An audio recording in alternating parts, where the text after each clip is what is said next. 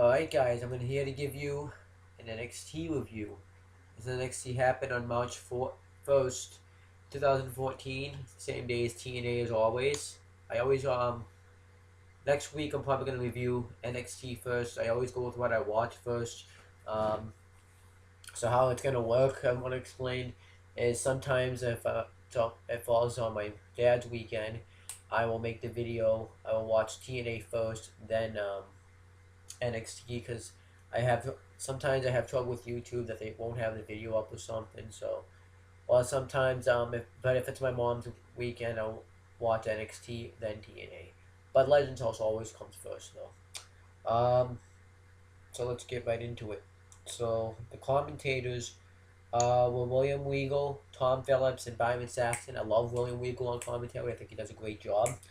And Triple H comes out. He puts over the show on May 29th. It's going to be called NXT TakeOver. Don't really know what the show is going to be about, but he talks about how he pipes it up like the world's been taken over by NXT. How we have superstars like The Shield, Dean Ambrose, Seth Rollins, and Roman Reigns. We have people um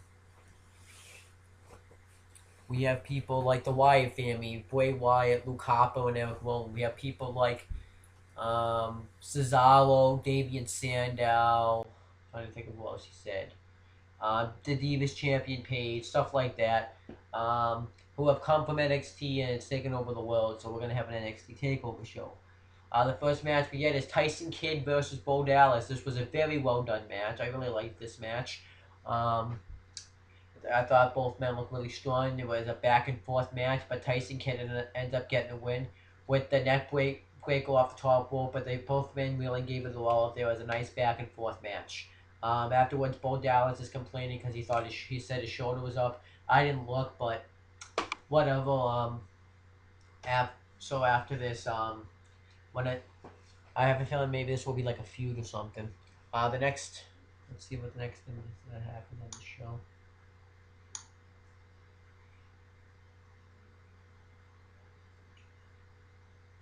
Um, Camacho interview talks about how he's not a party pooper. He's like the life of the party.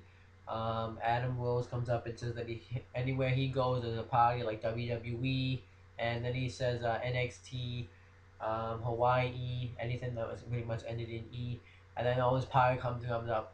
Whoa, whoa, he's getting over with me.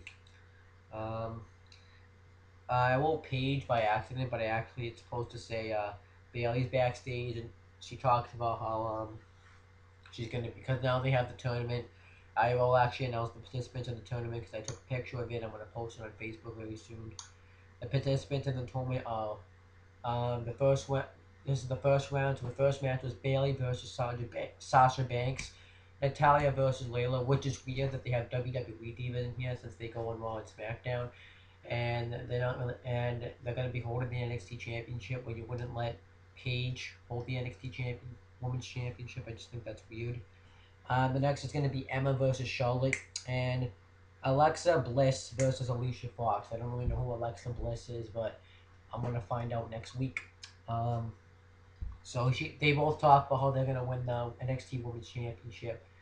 How Sasha's happy that Paige is finally out of NXT.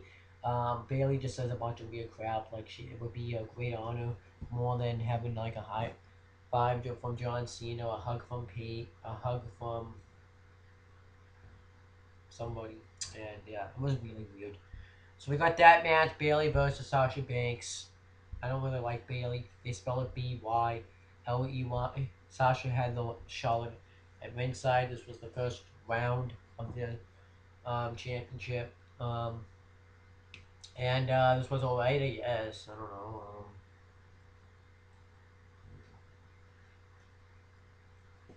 Sasha hits the Sasha. It's like a neck breaker. She calls it like the bankrupt. But Bailey kicks out of it, and then she gets her in the cross face for the win. So it was alright. So the next, it was alright. It was fine. But I'm not a huge Bailey fan though. So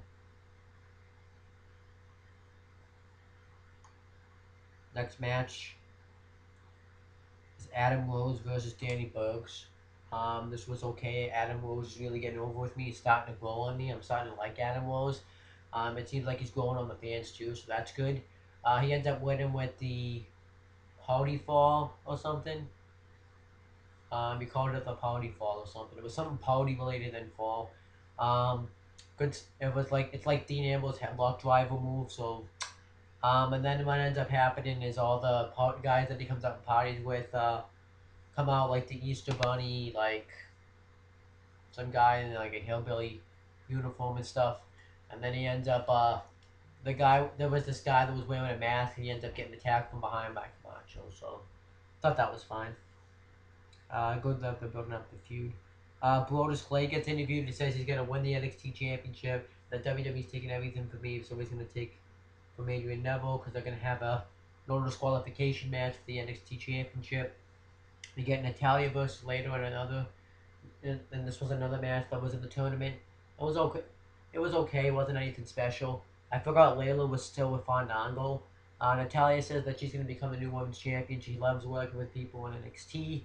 And Layla says that whatever wants, she gets, and she's gonna dance her way to the championship. Um, then we get and the match itself is all right. Natalia ends up winning with the sharpshooter.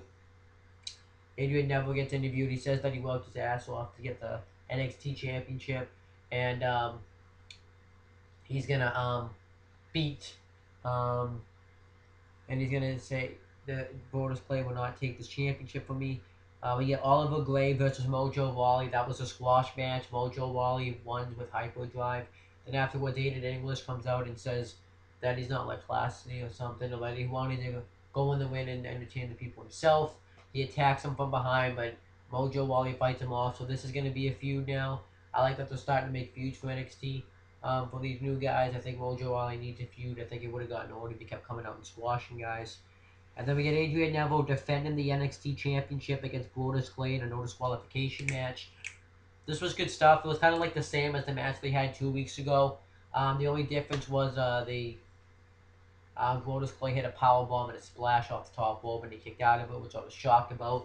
Then Adrian Neville hit the air rod while because Brodus Clay went to grab the NXT Championship, and the belt was on Brodus Clay, and he ended up hitting the air rod while the belt was on him, and he gets the win. So I like Adrian Neville. I think he deserves the win. I don't think Brodus Clay should really win because he's already kind of like a WWE superstar, so it really would make sense if he won. I liked NXT this week. The main event I thought was good, but I think they should have utilized the stipulation a little bit more by grabbing chairs or something. Nothing, but it was fine. So that's pretty much it for my NXT review, guys. All I have to say is peace out.